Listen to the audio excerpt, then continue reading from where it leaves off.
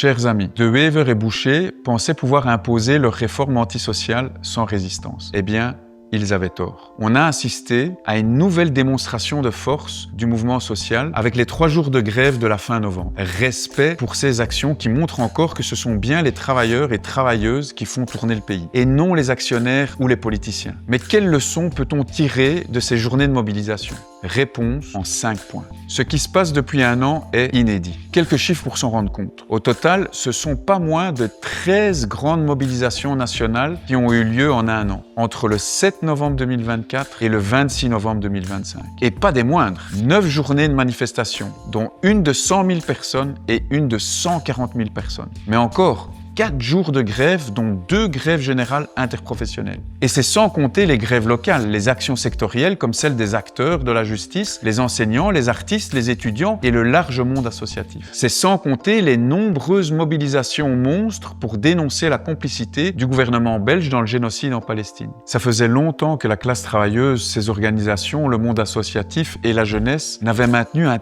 tel niveau de mobilisation sur une aussi longue durée. Rarement les revendications portées par le mouvement n'ont eu autant de soutien dans la population. Une immense majorité rejette l'idée d'être forcé à travailler jusqu'à 67 ans pour une pension plus basse. Une immense majorité est contre le blocage de l'index ou ne veut pas qu'on sacrifie nos pensions pour acheter les F-35 de Donald Trump. Et on est également une immense majorité pour une taxation des grosses fortunes. Eux, ils n'ont aucune légitimité démocratique pour imposer leur casse sociale. Aucune de leurs réformes n'était dans les programmes électoraux des partis de l'Arizona. Ni le malus pension, ni le blocage de l'index, ni les attaques contre les primes de nuit et ni l'augmentation de la TVA. Personne, mais personne n'a voté pour ce programme. Le gouvernement de Wever-Boucher paraît dur et sûr de lui. En réalité, il patine, il hésite, il change d'avis et réécrit même son propre programme toutes les 2 semaines. Sous pression du mouvement social et de l'opinion publique, il commence déjà à reculer. Le malus pension devait s'appliquer dès 2026. Aujourd'hui,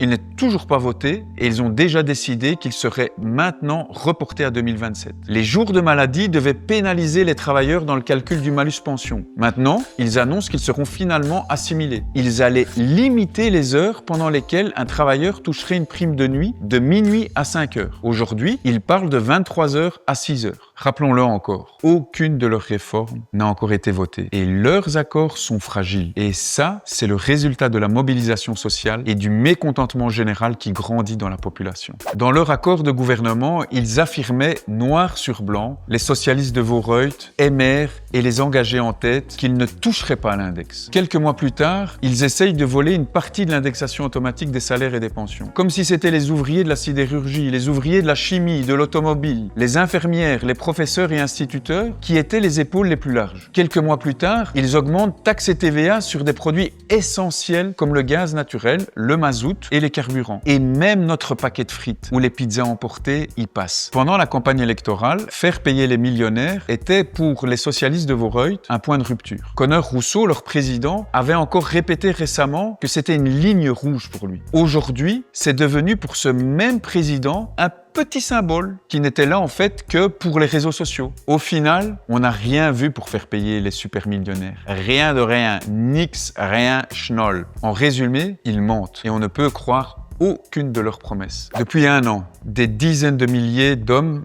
et de femmes se mobilisent et s'organisent toujours plus. C'est une force qui se construit et qui peut grandir encore. Plus la classe travailleuse et toutes les couches populaires du pays sont organisées, plus elles sont puissantes et inarrêtables. Être organisé, c'est être mieux informé, être solidaire, pouvoir tenir le mouvement dans la durée, aussi bien dans les bons moments que les moments les plus difficiles, partager les expériences, trouver des solutions collectivement et surtout, ne jamais être seul. S'organiser, c'est s'impliquer dans nos syndicats, nos associations de quartier, nos collectifs de solidarité, tous ces lieux qui font vivre la résistance. Le gouvernement l'a d'ailleurs bien compris. Il essaye de nous réduire à une somme d'individus. C'est pour ça qu'il essaye de criminaliser la résistance organisée. C'est pour ça qu'il s'en prend aux moyens du monde associatif. Le gouvernement a compris que si nous nous organisons toujours mieux, nous pouvons gagner toujours plus. Et bien sûr, s'organiser, c'est aussi dans le PTB, le meilleur parti du pays, il faut le dire. Il y a une place pour chacun d'entre vous, pour chacune d'entre vous, dans nos groupes de base